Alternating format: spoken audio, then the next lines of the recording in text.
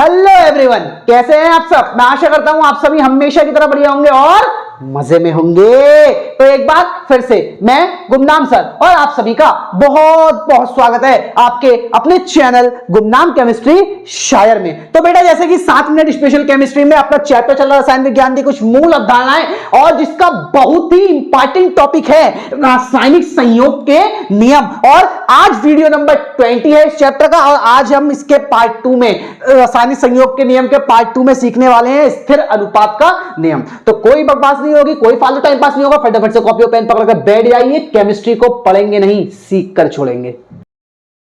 देखिए बेटा, सिखाते हैं आपको स्थिर अनुपात का नियम। देखो यार, ये भी नियम पिछले नियम की तरह 2 लाइनों में उड़ जाएगा। रासायनिक संयोग के सभी नियम बहुत आसानी तरीके से आपको सिखा दिए जाएंगे। तो स्थिर अनुपात का नियम क्या होता है? देखो, इस नियम अनुसार किसी भी यौगिक में उपस्थित तत्वों के द्रव्यमानों का अनुपात मतलब हमेशा स्थिर रहता है, एक सा रहता है। या आप इसकी जगह ना हेडिंग को टारगेट कीजिए। स्थिर, स्थिर का मतलब जो फिक्स रहे, रुका हुआ है, ठीक है। और अनुपात, अनुपात आप जानते हैं। तो स्थिर अनुपात भाई 2 चीजों के बीच का अंतर अनुपात।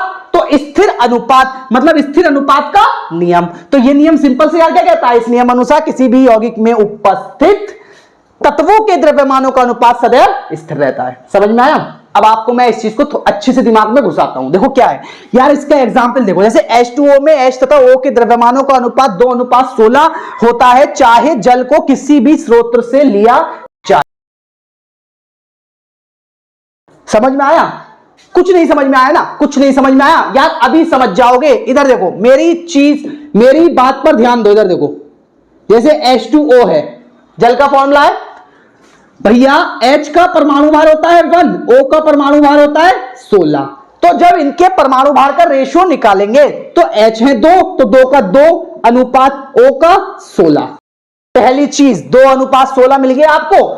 यहां तक कहानी खत्म नहीं होती है। इससे हम या करके 2 एकम 2, 2 अट्ठे 16, तो 1:8 भी तो लिख सकते हैं ना इसको। इट मींस जल के अणु का जो फाइनल अनुपात होगा वो कितना होगा? 1:8। वो आपको 2:16 भी दे सकता है, या वो आपको इसका 2 गुना करके दे दे कि 4:32।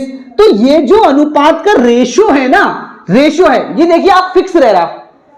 मतलब जल का अणु जो है वो 1 गुना खर्च हो रहा, और ऑक्सीजन का कितना उससे 8 गुना खर्च हो रहा। इसके बेस पर, इसके रेशियो के बेस पर।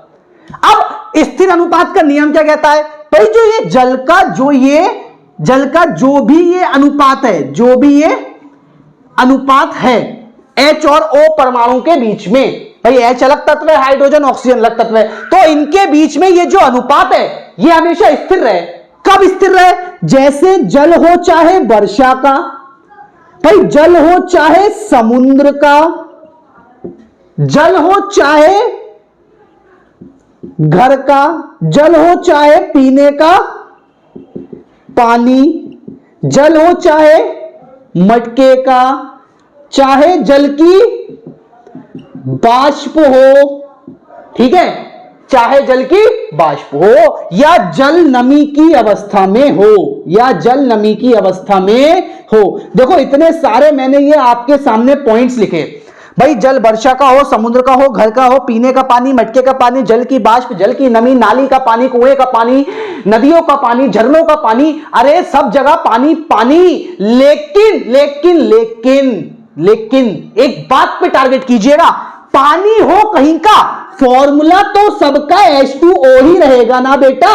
H2O रहेगा नहीं रहेगा? और अगर सबका फॉर्मूला H2O रहेगा तो यार अनुपात तो ऑटोमेटिकली यही निकल कर आएगा ना, 1:8 या 2:16, यही तो आएगा निकल कर। तो यही बेटा स्थिर अनुपात का नियम है। यही बताता है कि किसी भी यौगिक में उपस्थित तत्वों का जो द्रव्यमान होता है, वो उनका जो अनुपात होता है वो हमेशा कैसा रहता है? स्थिर रहता है। चाहे आप कार्बन डाइऑक्साइड ले लो, कार्बन डाइऑक्साइड ले लो यार, कार्बन डाइऑक्साइड आप छोड़ो, या कोई जानवर छोड़े, या पेड़ कार्बन डाइऑक्साइड से सांस ले, या कार्बन डाइऑक्साइड गैसीय अवस्था में हो, या कार्बन डाइऑक्साइड द्रव अवस्था में हो, लेकिन जो उसके कार्बन डाइऑक्साइड ऐसे करके होता है ना, कार्बन का परमाणु भार 12, O का 16 दूनी 32, इसे आप 2 से काट लीजिए, या 4 से काट लीजिए, 4 तियां 12, 4 अट्ठे 32। तो ये जो 3:8 आया, हर केस में कार्बन डाइऑक्साइड का जो रेशो आएगा वो इतना ही आएगा। कितना? 3:8। तो यही बेटा क्या है? स्थिर अनुपात का नियम है। अगर सीख गए हो तो मैं पहले साइड में जाता हूं, आप पहले इसे नोट करिए।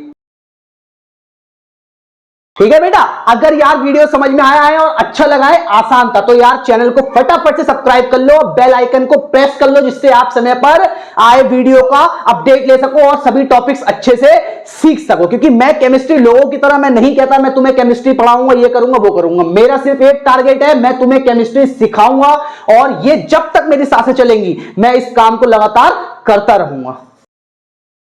ठीक है बेटा, तो इसी के साथ मैं अलविदा लेता हूं। आपसे फिर मुलाकात होगी एक नए और धमाकेदार वीडियो के साथ।